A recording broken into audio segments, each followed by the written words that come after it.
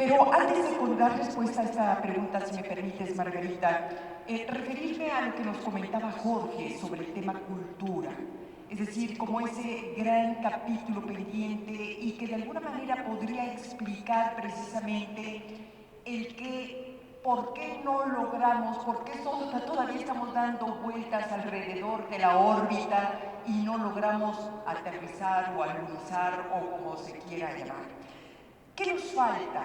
Yo le mencionaba hace un momento, fuera de este panel, le mencionaba yo a la ministra, bueno, ¿cómo explicar que por un lado tengamos leyes muy avanzadas en el tema de paridad de género, para combatir la violencia en contra de la mujer? Tenemos ya visibilidad, una visibilidad que no teníamos antes. Hemos logrado que por fin los políticos nos contemplen dentro de su discurso, aunque sea solamente para presumir. Hay cada vez, sin duda, más políticas, tenemos más empresarias, abogadas. Sin embargo, a pesar de todos estos avances, seguimos con cifras verdaderamente muy alarmantes en contra de la mujer. Por ejemplo, ayer uno de los diarios nacionales publicó una estadística del INEGI donde nos decía que de acuerdo a un estudio, entre 2013 y 2015 fueron asesinadas 7 mujeres diariamente, según INEGI. Es decir, la estadística, al parecer, más alta de las últimas décadas. Señalaba incluso que entre el sector de población más vulnerable están las niñas, adolescentes, entre 15 y 19 años, que por cierto forman parte de esto que hoy se ha llamado epidemia de niñas, adolescentes embarazadas y que son las principales víctimas, de acuerdo a este estudio, en materia de violencia, en materia de homicidios. Entonces, ¿qué nos falta? Porque también tenemos policías y tenemos jueces que están todavía con una serie de prejuicios en el momento, y tú lo mencionabas, Jorge, en el momento de investigar, de interrogar a una mujer. Hay un lenguaje sexista en muchos juzgadores que seguramente deriva también, por lo tanto, en una conciencia sexista que necesariamente va a afectar y afecta la impartición de justicia y su relación, por supuesto, con la ciudadanía, con la sociedad. ¿Qué nos falta? Yo creo que aquí lo que tendríamos que decir es que este gran pendiente es precisamente que el tema cultura, es decir, aun y cuando hay cada vez más políticas públicas que pretenden profundizar, implementar el tema de la paridad de género y los derechos de la mujer, sin embargo, creo que no se ha hecho lo suficiente para provocar esa gran revolución cultural, esa gran revolución de conciencia que tendría que haber en la población, en la sociedad en su conjunto, para aceptar a la mujer, verla como un ser humano igual a todos, con los derechos que necesariamente tiene y se le deben de respetar.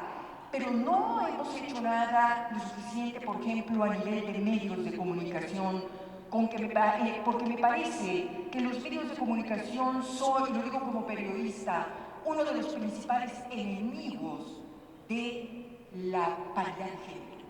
Y lo son porque son los principales multiplicadores de todos esos estereotipos, de todos esos prejuicios que deberían de ya estar abatidos, desterrados.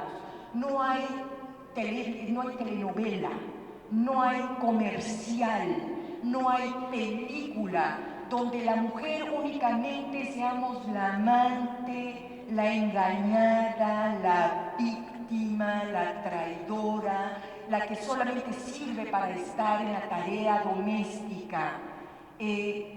Hasta ahora, y yo no sé cómo vaya a estar esta serie de televisión que están anunciando, esta telenovela que se llama La Candidata, no sé, pero bueno, es la primera vez que veo que hay un intento por ya ubicar a la mujer dentro en un ámbito y con una categoría distinta a la que tradicionalmente hemos tenido. Los norteamericanos, que son muy listos en la materia de publicidad y marketing, recordarán cuando la primera vez Hillary Clinton intentó ser candidata a la presidencia de su país, armaron una serie de televisión donde precisamente una mujer era la presidenta de su país y tomaba decisiones. Es decir, ahí veíamos a una mujer con la capacidad política, intelectual, de decisión para convertirse y ser una jefa de Estado, ¿por qué no? Pero bueno, me preguntabas tú en el terreno de la política, ¿cómo andamos aquí en México? Bueno, pues andamos, yo creo que no suficientemente bien, y yo te diría, entre otras cosas, porque nuestros partidos políticos nacieron y siguen siendo muy machos. Y creo que tendría que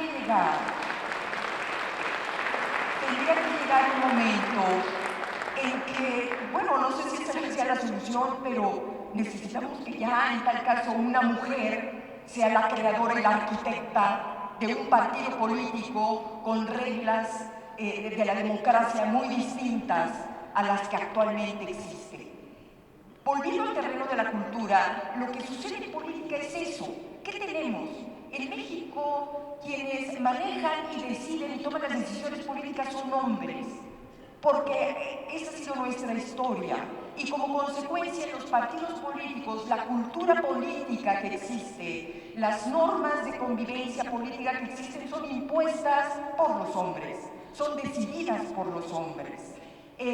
Muy bien, la paridad de género, ganamos mucho con el 50-50, no nos gustan las cuotas, a muchas mujeres no nos gustan las cuotas, pero bueno, son indispensables en este momento para poder, cuando menos, llegar a ocupar curules. Pero ¿qué sucede? Sucede que las mujeres estamos ocupando curules, casi todavía no al parejo que los varones, pero ¿qué es lo que no tenemos? No tenemos el reconocimiento de nuestro liderazgo político. No somos líderes.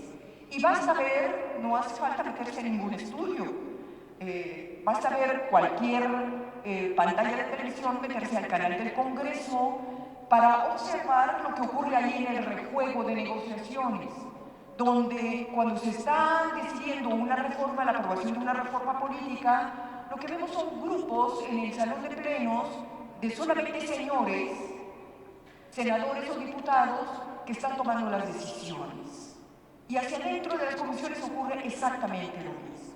Entonces, bueno, volviendo a lo que decía Jorge, nuestro gran pendiente es cómo transformar la cultura, las actitudes, las opiniones, la conducta, cómo transformar, qué hacer para que ese político, ese policía, ese juzgador pueda llegar a la realidad, a tener una actitud verdaderamente de avanzada frente a la mujer. Ese es nuestro gran pendiente y yo creo que en su momento tendremos que empujar en ese sentido. Muchísimas gracias a todos, una profunda disculpa y un placer haber estado con ustedes.